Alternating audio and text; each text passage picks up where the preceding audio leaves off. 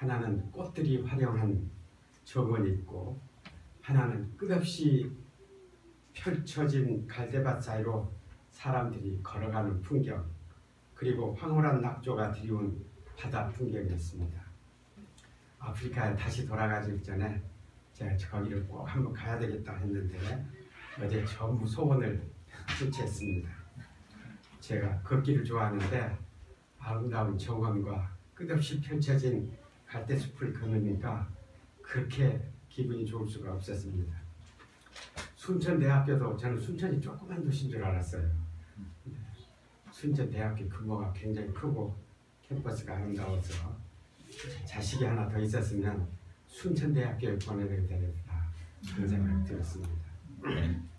아름다운 순천에 사시는 여러분들이 부럽습니다.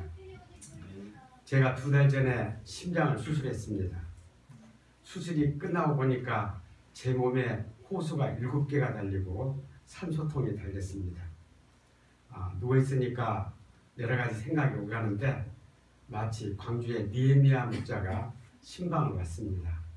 그래서 광주에서 온 니에미야 목자를 보니까 내 고향 광주에 가고 싶었습니다. 그래서 내가 웬만큼 회복되면 한번 가고 싶다고 그랬더니 선선히 허락해 주셔서 금요일날 보고회를 가졌습니다. 그리고 광주에 내려온 김에 순천에도 한번 오고 싶다고 그랬더니 아브라함 목자님이 내려오라고 해서 감사한 마음으로 왔습니다. 조아브라함 목자님이 오늘 감사 주일 예배를 위해서 힘써 메시지를 준비했습니다. 그런데 저를 위해서 양보해 주셨습니다. 애를 쓰고 준비했을 텐데 얼마나 전하고 싶었겠습니까? 다음에 잘 간직해 뒀다가 내년에 전하시기 바랍니다. 다음 주에 하기로 했습니다. 다음 주에? 네. 예. 여러분들에게 불을 끼치지 않게 되기를 바랍니다. 군대 갔다 온 분들은 알 것입니다. 군대 가면 맨날 휴가 가고 싶습니다. 또 자고 또 자도 피곤이 풀리질 않습니다. 또 마음속에 늘 그리움과 불안과 걱정 이런 것들이 있습니다. 이러한 모든 것들이 외국 생활에도 있습니다. 이런 외국 생활에 동역자들의 기도가 얼마나 큰 위로가 힘이 되는 줄 모릅니다. 오늘 순천 동역자 여러분들의 기도를 부탁하고자 합니다. 또 지난 3년 동안 사우스 아프리카에서 한 가지 배운 것이 있어서 그것을 증거하고 함께 은혜를 나누고자 합니다. 오늘 제 메시지가 좀 길 것입니다. 양해해 주시기 바랍니다. 오늘 요절은 사사기 17장 6절입니다. 다 같이 다시 읽겠습니다. 시작. 그때에는 이스라엘에 왕이 없었으므로 사람마다 자기 소견에 오른 대로 행하였더라. 요절을 하나 예수님이 안 나와서 18장 요한복음 18장 37절을 하나 더 잡았습니다. 같이 읽겠습니다. 시작. 빌라도가 이르되 그러면 내가 왕이 아니냐? 예수께서 대답하시되 내 말과 같이 내가 왕이니라. 내가 이를 위하여 태어났으며 이를 위하여 세상에 왔나니 곧 진리에 대하여 증언하려 함이로라. 무릇 진리에 속하지 않은 내 음성을 듣느니라 하시네. 기도하겠습니다. 하나님 아버지, 이 시간 성령께서 함께하여 주십시오. 말씀을 깨닫게 도와주시고 말씀을 순종하고자 하는 소원을 허락하여 주십시오. 이 죄인을 불쌍히 여겨 주십시오. 예수님의 이름으로 기도하였습니다. 아멘. 저는 아프리카에 가면서 딱 한 가지 기도 제목을 붙들었습니다. 캠퍼스에 올라가 학생들을 얻고 그들과 1:1 성경 공부를 하는 것이었습니다. 저는 목자 생활 중 제가 40년 목자 생활을 했는데 한 20년 동안은 열심히 캠퍼스에 올라갔는데 그 다음에는 바쁘기도 하고 또 올라가면 학생들이 싫어하고 그래서 가지를 못했습니다. 그렇다고 해서 제가 놀기만 한 것은 아니지만 이걸 하지 못하니까 좀 마음에 걸렸었습니다. 아프리카에 간 후 지난 3년 동안 새학년이 되면 캠퍼스에 올라가서 학생들을 만났습니다. 작년에는 발목을 다쳐서 쌍지팡이를 짚고 다녔지만 그래도 캠퍼스에 나갔습니다. 올해는 나가기가 싫었습니다. 그래서 가만히 주저앉아 있으니까 내가 노인된다 하는 생각만 들고 기분이 좋지 않아서 얼른 일어났습니다. 캠퍼스에 다니니까 젊어지는 것 같았습니다. 또 그동안의 죄의식에서 벗어나 해방감도 느낄 수 있었습니다. 환갑지난 지 오래된 제 아내는 마치 대학교 2학년 여대생처럼 보였습니다. 그러나 캠퍼스에 그렇게 다녀도 열매는 그리 많지 않았습니다. 아프리카 학생들에게 좋은 점이 있기는 합니다. 나이 많은 사람이 말을 건다고 해서 성경 공부하자고 강권해도 거부감을 갖지 않습니다. 도리어 이야기를 나눈 중에 내가 한국에서 40년 목자 생활을 했다. 내 나이가 70이다. 이런 말이 나오면 앉아있다가도 일어나면서 Sir! 하고 존대해주는 사람도 있었습니다. 또 그들에게는 남의 부탁을 절대 거절하지 않는 문화가 있습니다.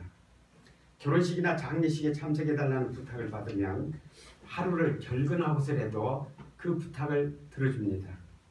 하루를 결근해야 하는 것은 결혼식이 그만큼 하루 종일 걸릴 만큼 길기 때문입니다. 아무튼 약속을 하고 지키지 못할지라도 그 자리에서 부탁을 거절하는 법은 없습니다. 심지어 길을 물어도 엉뚱한 것을 가르치는 경우는 있어도 모른다거나 거절하는 법은 없습니다. 그래서 학생들을 만나 성경 공부하자는 약속을 받아내고 이름과 학과, 전화번호, 이메일 등이 적힌 카드를 많이 받았습니다. 그러나 이 전화번호나 이메일로는 연락이 되지 않았습니다. 아니, 성경 공부가 싫으면 싫다고 말을 하지 이게 무슨 짓인가 하고 기가 막히고 화났습니다. 그런데 알고 보니 싫으면 거절을 하지 왜 거짓말하냐, 이것이 우리의 문화라면 거짓말을 했으면 했지 남의 부탁을 어떻게 거절하냐, 이것이 그들의 문화였습니다. 물론 약속한 학생들과 연락이 되는 경우도 있었지만 관계성이 그렇게 오래가지는 못했습니다. 그러니까 우리나라에서처럼 쌀쌀맞게 거절하든지 오겠다고 해놓고 오지 않든지 캠퍼스는 어디나 쉽지 않다는 것을 깨닫게 되었습니다. 한 선교사는 한국 학생들은 전도하러 나가면 상처를 주고 아프리카 학생들은 허탈하게 만든다고 말했습니다. 그러나 우리가 애쓰는 것을 하나님께서 외면하지 않으셨습니다. 하나님께서 친히 주신 양들이 있었습니다. 양이 자기 친구를 소개해 주기도 했고 목자가 떠나버려 홀로 남은 양을 주어서 기르기도 했습니다. 흔한 경우는 아니지만 제 발로 찾아와서 성경 공부하고 싶다고 말하는 형제도 있었고 자매님도 있고 잘 자라고 있습니다. 우리가 영어 학교를 다녔는데 그 중에 선생님 중 하나는 제 양이 되었습니다. 또 한 자매님 클래스메이트는 가봉에서 유학했는데 남아공 대학에 진학해서 제 아내의 양이 되었습니다. 현재 우리와 시간을 지켜서 성경 공부하고 소감도 쓰고 주일 모임에 나오는 사람들은 모두 7사람입니다. 이곳에 대중교통이 굉장히 좋지 않습니다. 버스가 없고 택시라고 하는 합승 택시가 다니는데 요금도 비싸고 정류장도 별로 없어서 우리가 일일이 데려오고 데려다 주어야 됩니다. 또 그들을 건사하는데도 한국 학생들보다도 시간이 많이 드는 것 같습니다. 또 영어로 성경 공부를 해야 되는 것도 아직은 큰 스트레스입니다. 그런데 학생들과 관계가 깊어지면서 고민도 점점 늘어갑니다. 아프리카의 가난과 장래 문제, 성적인 문란과 가정 파괴, 그들의 인본주의와 미신, 아파르테이트 이후에 태어난 신세대들의 욕심과 교만, 이런 문제들을 극복하지 못하고 졸업을 하면 대부분 하나님 역사에서 떠나버리는 분위기, 이런 문제에 부딪히면서 고민이 커질 뿐만 아니라 영적인 힘이 달리는 것을 느낍니다. 솔직히 말해 은퇴했으면 그만이지 또 양을 쳐서 이 고생인가 하는 후회도 합니다. 또 아프리카에서 생활비를 마련하고 자녀를 기르라고 고생하면서 또 한편으로는 학생량들을 감당하느라 수고하는 선교사님들을 지켜보는 일도 상당히 안타깝습니다. 이번 심장병 검사를 하기 위해서 한국으로 오는 비행기에 앉아 있는데 사사기 16장 말씀이 제 마음을 맴돌았습니다. 그때는 이스라엘에 왕이 없었으므로 사람마다 자기 소견에 옳은 대로 행하였더라. 저는 이 말씀을 통해 아프리카를 다시 보고 아프리카의 기도 제목을 찾고자 했습니다. 그러나 생각해 보면 이 말씀은 아프리카뿐만 아니라 한국에 필요한 말씀이기도 하고 현대의 문제이기도 하고 인간의 보편적인 문제이기도 합니다. 오늘 이 말씀을 생각하는 가운데 우리 모두가 예수님께서 우리의 왕이 되셔서 우리를 다스려 주기를 바라는 소원을 새롭게 할 수 있기를 기도드립니다. 아멘. 제1부 이스라엘의 기복적인 신앙생활 1절을 보면 에브라임 산지에 미가라는 사람이 있었습니다. 그런데 그의 어미가 은 1100, 이제 새 성경에는 은 1100냥이라고 됐는데 이게 얼마나 큰 돈이냐고 하면 앞에 있는 16장 5절을 보면 삼손을 아시죠? 이 삼손이 괴력을 가진 사람이었습니다. 그래서 들릴라 방백 블레셋 방백들이 들릴라에게 그 괴력의 비밀을 알아주면 은 1100을 주겠다고 약속을 합니다. 참고서를 보니까 당시 노동자들이 10년간 전혀 쓰지 않고 모아야 할 만큼 큰 금액이라고 합니다.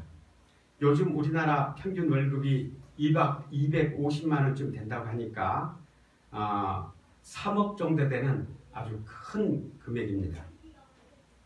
미가의 어미는 이렇게 많은 은을 잃어버리자 저주했습니다. 내 은 훔쳐간 놈은 손모가지가 부러져라.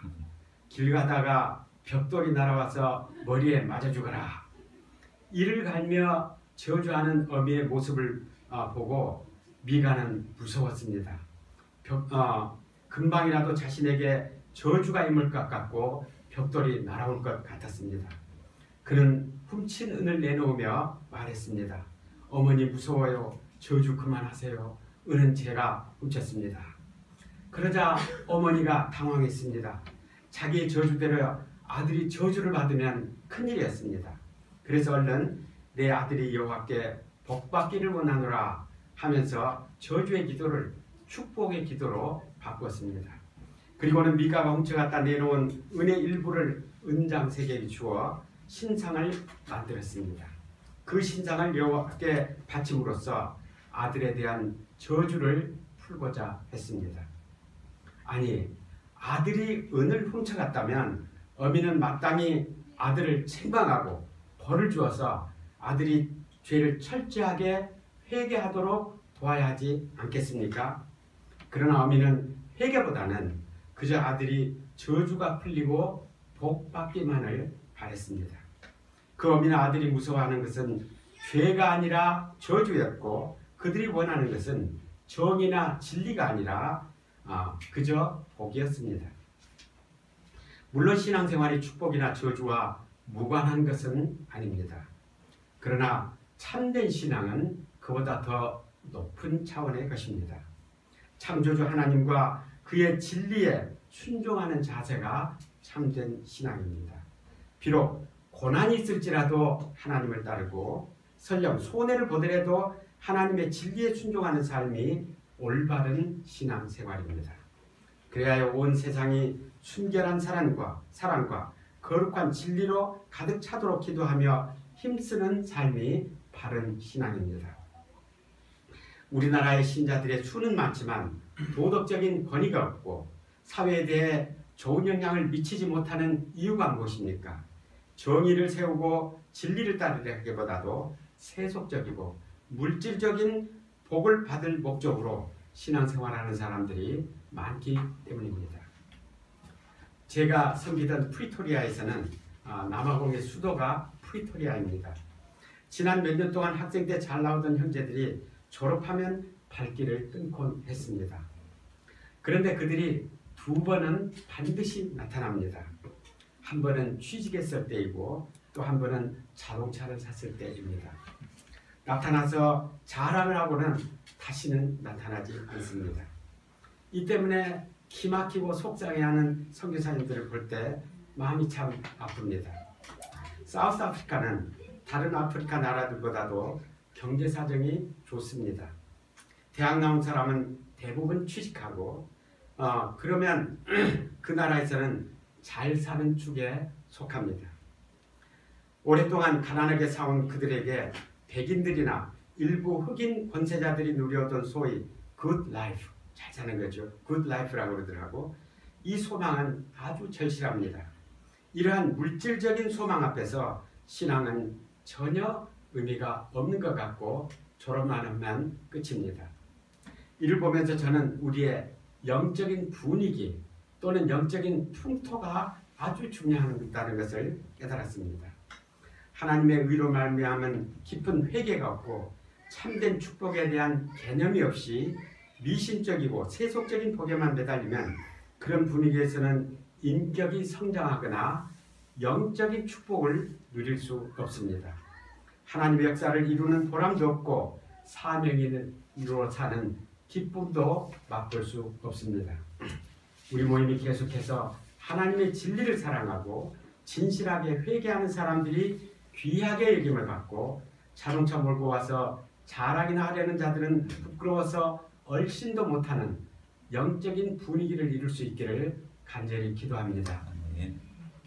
제2부 이스라엘의 형식적인 신앙생활. 이제 5절을 보면 미가는 어미가 준 돈으로 신상을 만들어 자기 가정에 있는 신당에 두었습니다. 또 에봇과 드라빔 등의 제사 집정용 의상을 만들고 아들 중 하나를 제사장으로 세웠습니다. 그러니까 산당이 있고 신상이 있고 제사장이 있고 제사장 옷까지 있고 구색을 다 갖추었습니다. 그런데 7절에 한 레위 청년이 나옵니다. 레위인들은 이스라엘 12족속 중에서 하나님 섬기는 일만 하도록 정해진 사람들입니다. 그들은 이스라엘 전국에 걸쳐서 자기의 사명을 감당할 지역이 정해져 있었습니다. 그런데 9절을 보면 이 레위 청년은 사명의 땅을 떠나 살기 좋은 곳을 찾아 돌아다니고 있었습니다. 그러다가 에브라임 산지로 왔고 미가의 집에 이르렀습니다. 미가가 물었습니다. 어디서 왔는가? 레위 청년이 말했습니다. 저는 유대 베들레헴에 속한 레위인데 거처할 곳을 찾으러 다니는 길입니다. 미가는 그 청년을 책망해야 했습니다. 이 사람아, 레위인의 사명이 얼마나 중요한가 말일세. 그런데 그 사명의 땅을 버리고 어디로 돌아다니는가? 그러나 미가는 책망은커녕 그저 그가 레위인이라는 말에 귀가 번쩍 뜨여서 환영했습니다. 자네가 우리 집 제사장이 된다면 해마다 은열과 의복 한 보를 제공하겠네. 물론 내일 식사도 대접하겠네. 레위 청년은 만족했습니다. 그는 미가 집안의 자가용 제사장이 되었습니다. 미가는 기뻐하며 말했습니다. 13절을 봅시다. 레위인이 내 제사장이 되었으니 이제 여호와께서 내게 복을 주실 줄 아노라. 미가는 신당과 신상을 만들고 게다가 라이선스를 가진 정식 제사장을 세웠으니 구색은 다 갖추었기 때문에 하나님이 자기를 복 주실 것이라 믿었습니다. 그는 정규 제사장이 전문적으로 자기만을 위해서 복을 빌어주기 때문에 안심하고 무슨 짓인들 할 수 있었습니다. 나쁜 짓을 해도 제사장이 빌어주니까 끝이었습니다. 그의 신앙생활이란 그저 자가용 제사장에게 월급과 옷을 마련해주는 일이었습니다. 그러나 하나님이 원하시는 것은 이러한 구색과 형식이 아닙니다. 그런 걸로 말하면 예수님 당시에 바리새인들이 제일이었습니다. 그런데 예수님은 바리새인들을 책망하셨습니다. 화 있을진저 외식하는 서기관들과 바리새인들이여, 너희가 박하와 회향과 근체의 11조는 들이되 율법에 더 중한 바 정의와 긍휼과 믿음은 버렸도다. 하나님께 중요한 것은 시금치의 11조까지 바치는 형식이 아니라 정의와 사랑과 믿음 등의 내면적이고 인격적인 요소들입니다. 사마리아 여자가 예수님과 대화 중 어디에서 예배하는 것이 옳습니까? 하고 물었습니다. 예수님께서 대답하셨습니다. 아버지께서 참되게 예배하는 자들은 영과 진리로 예배할 때가 오나니 곧 이때라. 아버지께서는 이렇게 예배하는 자들을 찾으십니다. 하나님은 어느 장소에서 예배를 드리는가 하는 형식보다도 영과 진리로 하나님을 예배하는 자들을 찾으십니다. 영으로 예배한다는 것은 하나님께 마음을 들여 예배하는 것입니다. 진리로 예배한다는 것은 진리이신 하나님의 말씀에 순종하는 자세를 말합니다. 또 시편 51편 17에서는 이렇게 말합니다. 하나님께서 구하는 제사는 상한 심령이라. 하나님이여 상하고 통회하는 마음을 주께서 멸시하지 아니하시리이다. 그런데 마가는 하나님께 전혀 마음을 들이지 않았습니다. 자신의 죄를 회개하며 마음 아파하거나 죄 많은 세상에 대한 상한 마음이 전혀 없었습니다.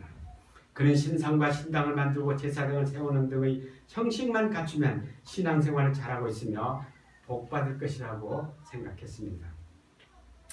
작년에 제가 섬기던 남산에서 오래된 학사과정 하나가 떠났다는 소식을 들었습니다. 선교지에서 그런 소식을 들으니까 더 마음이 아팠습니다. 그 사모님이 영적인 생활에 잘 적응하지 못하는 체질이어서 늘 마음이 놓이지 않았지만 정말 하나님의 은혜를 잊어서는 안 될 그 목자까지 그러다니 참 서운했습니다. 그들은 다른 교회에 다닌다. 교회가 하나뿐이냐.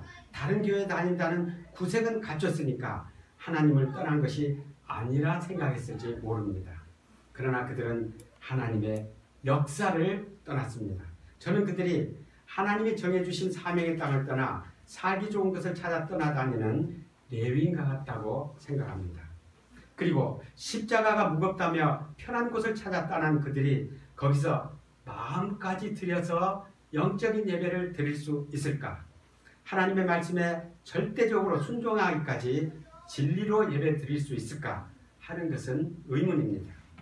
그보다도 우리 자신이 형식과 구색만 갖추고 있는지 아니면 영과 진리로 예배하고 있는지 깊이 생각해 봐야 하겠습니다.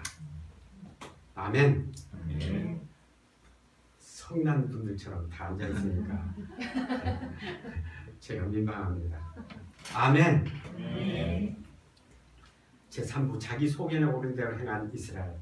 자, 하나님의 백성이라고 하는 자들이 어떻게 이렇게 기복적이고 미신적인 사람들이 되어버렸을까요? 저자는 그 원인을 이렇게 말합니다. 그때에는 이스라엘에 왕이 없었으므로 사람마다 자기 소견에 오른 대로 행하였더라. 이스라엘에 왕이 없었다는 것은 그들에게 지도자가 없었고 지도 체계가 없었다는 뜻입니다. 그들에게 하나님의 법은 있었지만 그 말씀을 생활과 삶에 적용하도록 가르칠 지도자가 없었고 하나님의 법을 어겼을 때 회개하도록 책망하거나 훈련시킬 감독이 없었기 때문입니다. 그 일을 감당할 지도자를 양성하는 기관이 없었고 그 일을 지도하고 지원할 국가의 구심점, 곧 왕이 없었기 때문입니다. 모세나 여호수아 때는 그들에게 강력한 지도자가 있었습니다. 그들은 전쟁을 하면서도 왕이신 하나님의 다스림을 받기 위해 율법 곧 하나님의 말씀을 공부했고 철저히 순종하도록 했습니다. 이스라엘이 가나안 전쟁을 시작했을 때 첫 번째 여리고 전투에서는 대승을 거두었지만 두 번째 아이성 전투에서는 완전히 참패했고 전의마저 상실했습니다. 그러자 여호수아는 전군을 소집하여 무술을 연습했습니까? 아닙니다. 여호수아는 이스라엘 장로들과 함께 십계명 곧 하나님의 말씀이 들어있는 언약궤 앞에 엎드려 옷을 찢고 먼지를 뒤집어 썼습니다.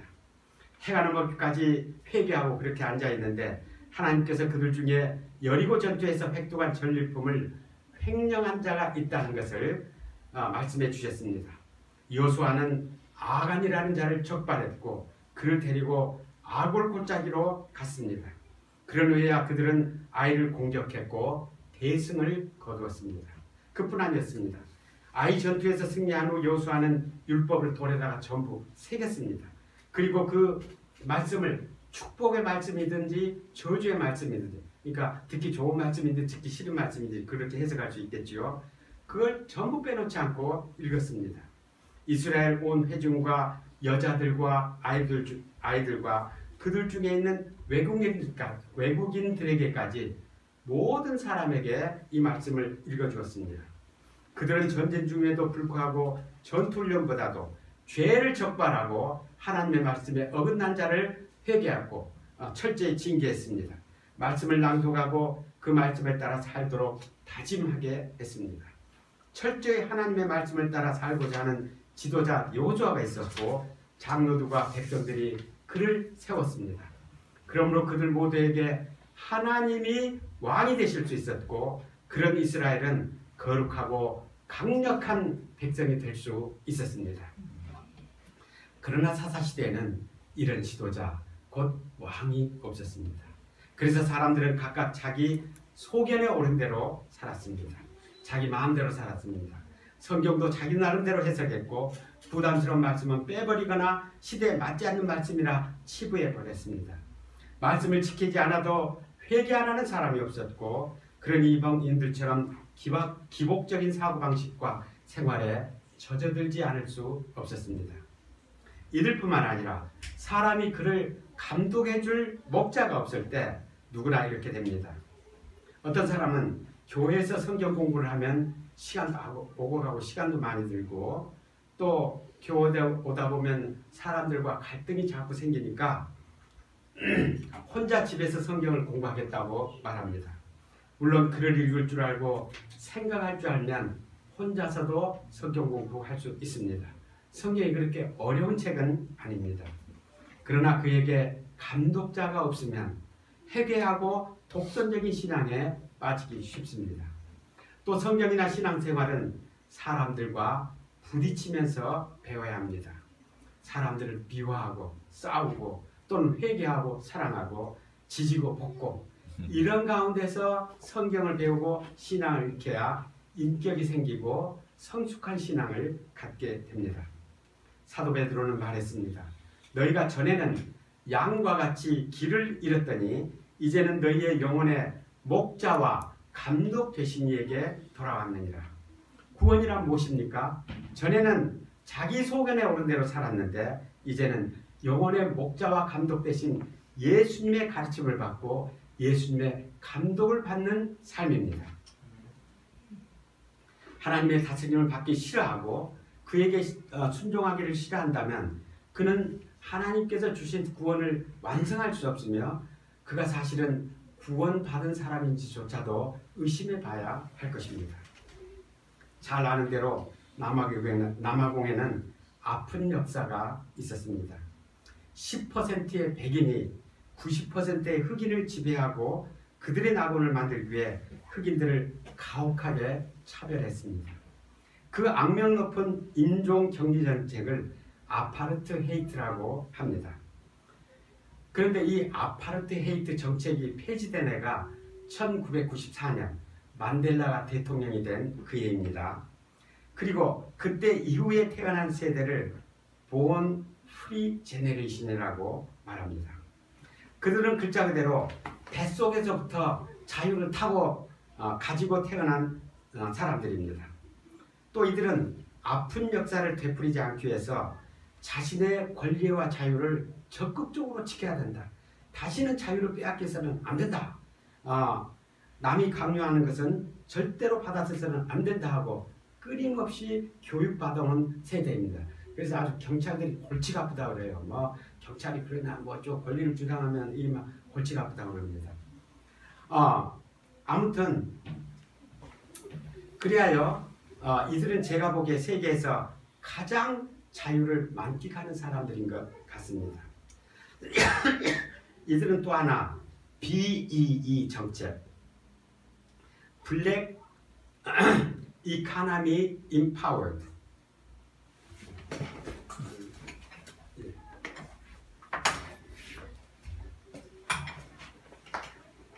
블랙 이코노미 임파워드 정책이라는 것은 그동안 아파르테이트 때문에 흑인들이 착취하느라고 경제적으로 많이 부족하지요. 그래서 이 불균형을 완화하기 위해서 흑인들에게 경제적인 우선권을 주는 정책을 말합니다.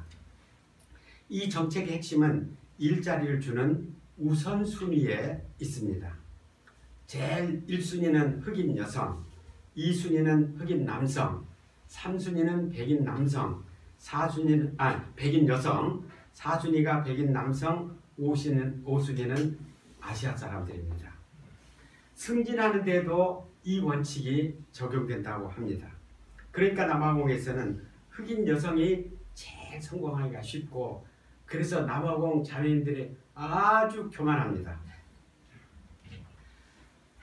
일자리나 승진뿐만 아니라 각 대학은 정해진 비율 이상의 흑인 학생을 등록시켜야 합니다.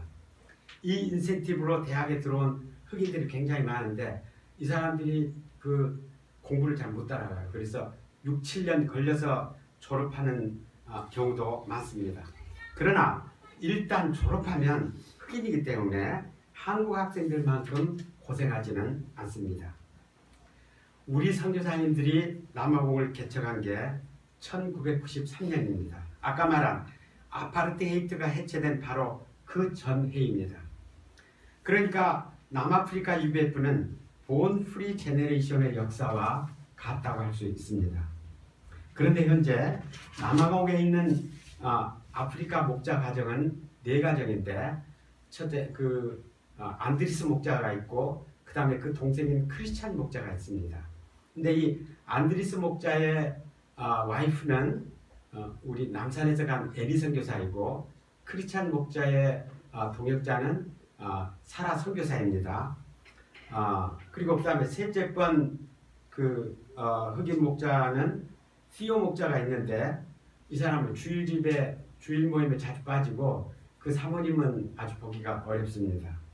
나머지 한 가정이 아비아와 음포 목자인데 이 한 가정이 제대로 된 흑인 목자 가정이죠. 그러니까 아주 엄밀하게 말하면은 아프리카 목자 가정은 한 가정밖에 없다고 할 수 있는데 이 가정마저도 미안합니다.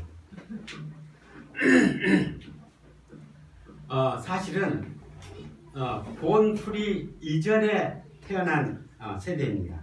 그러니까 냉정하게 말하면 본 프리 제너레이션 중에는 아직은 아프리카에 확실한 사람이 섰다고 말할 수 없습니다. 남아프리카 학생들에게는 왕이 없습니다. 그들은 자유와 혜택 가운데서 자라나면서 끊임없이 네가 왕이 돼야 된다고 교육받아왔기 때문입니다. 그래서 이들에게는 목자의 말이 어디까지나 하나님의 종이 말이다 이런 개념은 전혀 없고 상대적입니다. 교회 분위기가 너무 인간적이고 남녀관계가 너무 가벼운 것 같아서 주의라도 주려고 하면 자기들끼리 모여서 선교사가 권위적이다.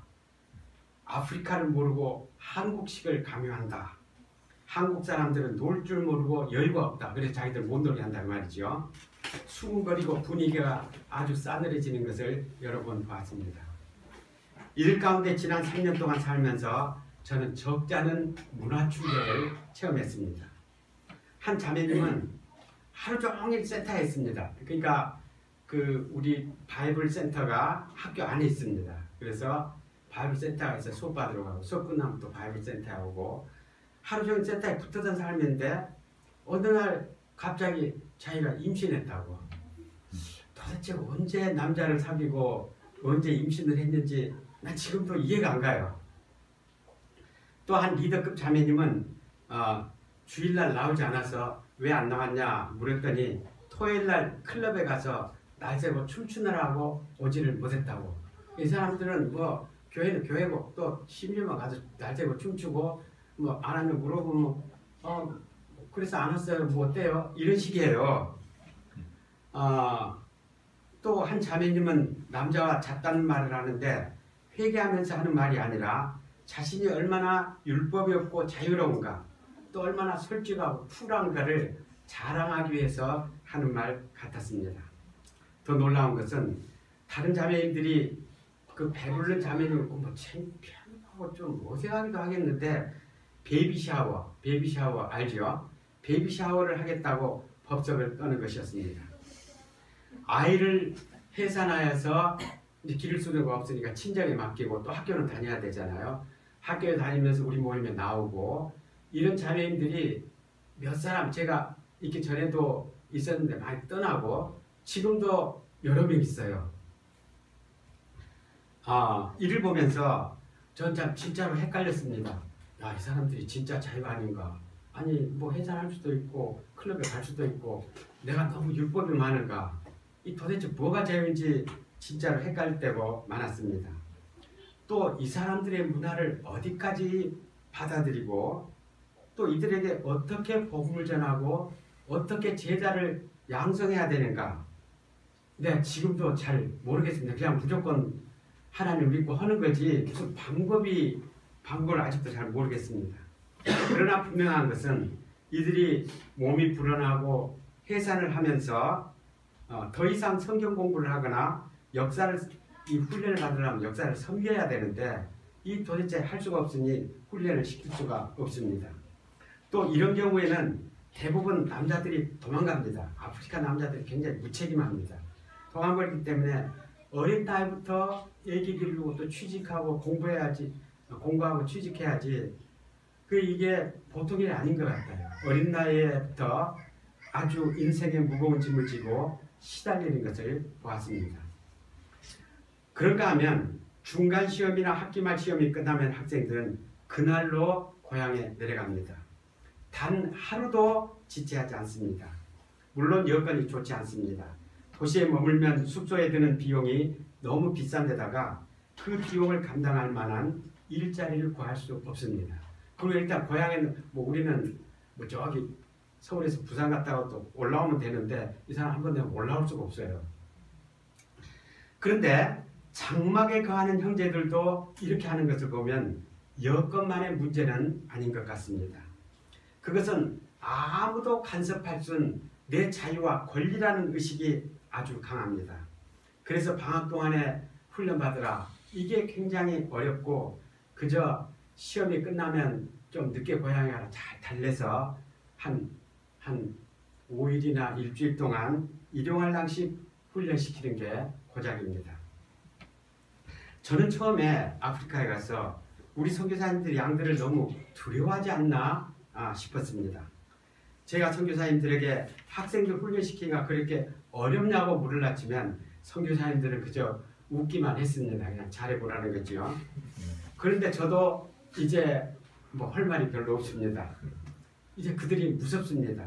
조금이라도 강요하는 기미가 보이면 아예 이방이나 야만인 또는 못된 선교사 취급하는 태도가 무섭고 또 한편으로 이 사람들은 셰퍼드를 굉장히 존경해요.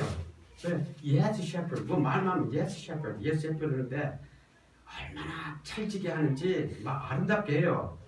그러면서도 살랑살랑 웃으면서 전혀 말을 안 들어요. 이 참 두렵습니다. 기가 막히는 게 아니라 두려워요. 가장 무서운 것은 분명하게 도우려하면 우리 모임에 오려는 학생들이나 남아있는 사람들은 아무도 없을 것이며 우리는 정말 문을 닫아야 되지 않을까 하는 두려움입니다. 그러나 이번 비행기 타고 오는 가운데 이스라엘의 왕이 없었으므로 자기 소견에 옳은 대로 행하였더라. 이 말씀이 얼마나 죄악된 것인가 깊이 생각하게 되었습니다. 하나님을 왕 삼지 않는 신앙생활에는 결코 구원이 없습니다. 형식적인 구색만 갖추고 신앙생활을 잘한다면 착각에 빠지기 쉽고 이기심과 탐심만 늘어갈 뿐 인격의 성장도 없고 진정한 행복 같은 것은 없습니다. 결국 자기 소견에 옳은 대로 행하다가 삶을 망치고 하나님의 심판을 받습니다. 우리가 아프리카 사람을 잘 모른다고 해도 이 말씀은 모든 인간에 대한 진리라고 믿습니다. 이들은 수가 아무리 많아도 소용없습니다. 하나님의 역사에도 쓸모가 없고 아프리카를 구할 지도자가 될 수도 없습니다. 도리어 아프리카를 더욱 아프리카 되게 하고 이기적이고 욕심차고 본능대로만 살게 할 뿐입니다. 저와 우리 선교사님들이 분명한 방향을 잡도록 기도해 주시기 바랍니다. 하나님을 왕으로 삼을 자들만 남고 그렇지 않은 자들은 모두 떠나도 좋습니다. 아프리카에 그들이 갈 교회는 얼마든지 있고 우리가 그런 교회를 하나 더 하는 것은 의미가 없기 때문입니다. 프리토리아에는 얼마 동안 졸업하고 남는 사람들이 별로 없었지만 그 대신 아주 순수하고 튼실하게 자라는 학생양들이 10여 명 있습니다. 이들이 본 프리 제너레이션을 본받지 아니하고 하나님을 왕 삼는 사람들이 될 수 있기를 기도드립니다. 어려움 가운데서도 변함없이 왕 대신 우리 주님을 섬기며 늘 새롭게 의욕을 불태우는 우리 선교사님들도 축복해 주시기를 기도드립니다. 맺는 말 12시간을 맺는 아프리카에서 복음 역사를 도우면서 제가 한 가지 배운 것은 사람에게 반드시 왕이 있어야 된다는 것입니다. 짐승에게는 왕이나 목자가 필요하지 않습니다. 짐승은 본능대로 살면 됩니다. 짐승들은 본능적으로 자기가 먹을 수 있는 양이 얼마인지를 알며 본능에 따라 절대로 자기가 먹어야 할 그 이상의 양은 먹지 않습니다. 요하네스버그 인근에, 요하네스버그는 잘 알지요. 그 인근에 라이언 파크가 있는데 아주 넓은 사파리 파크입니다. 거기 가면 온갖 동물을 다 볼 수 있습니다. 거기에 기린에게 직접 먹이를 주며 기린을 체험하는 어린이 프로그램이 있습니다. 그런데 오후에 거기 가면 재미가 없습니다. 오전에 사람들이 먹이를 많이 주어서 기린들 오후에는 먹으려고 하지 않습니다. 아이들이 먹이를 이렇게 플라스틱 통을 두고 기린 턱 밑에 갖다 대면서 먹어 우리말로는 안 하겠지만 그래서 고개를 확 젖혀버려요. 고개가 기린이 목이 길기 때문에 여기서 고개를 좀 저까지 갑니다. 애들이 굉장히 슬퍼합니다. 덕분에 기린이나 짐승들은 위병이 나거나 변비가 생기지 않습니다. 그러나 사람은 필요 이상으로 먹습니다. 맛있다고 해서 계속해서 먹고 스트레스 쌓인다고 막 퍼먹고 남이 먹을까봐 미리 먹어두기도 합니다. 그래서 사람은 짐승보다도 훨씬 더 많은 병에 시달립니다. 사람에게는 본능뿐만 아니라 자기 생각이 있고 자기 의지가 있습니다. 그래서 사람은 짐승보다도 차원 높은 삶을 살 수 있습니다. 그러나 동시에 사람에게는 짐승에게 없는 욕심과 죄가 있습니다. 그러므로 사람이 자기 속에는 옳은 대로만 생각하고 자기 나름대로만 행하면 죄와 욕심 때문에 반드시 파멸에 이릅니다. 그래서 사람에게는 왕이 필요하고 목자가 필요합니다. 이사야는 인간을 구원하러 오실 그리스도를 예언하면서 그분은 인간들의 왕이 되실 것을 말했습니다.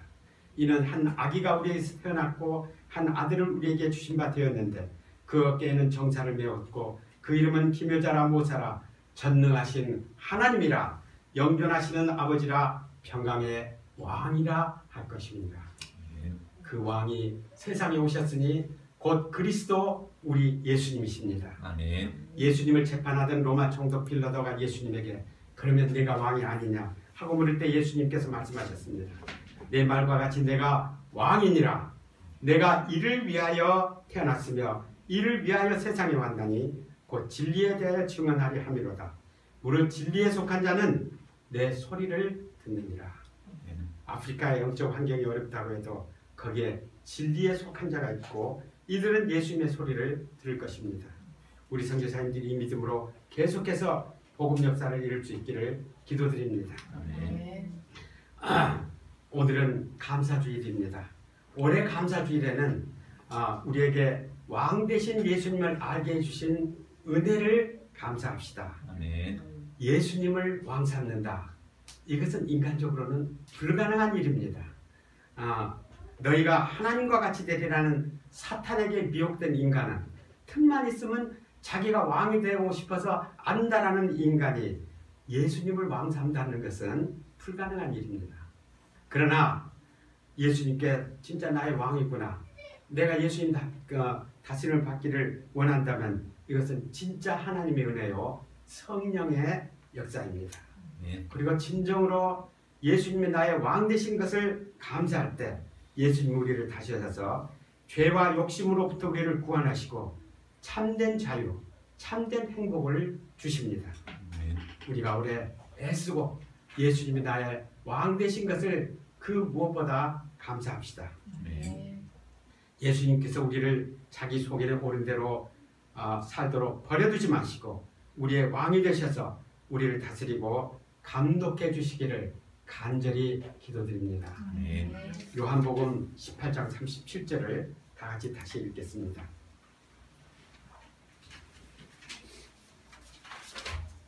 시작. 빌라도가 이르되 그러면 내가 왕이 아니냐? 예수께서 대답하시되 내 말과 같이 내가 왕이니라.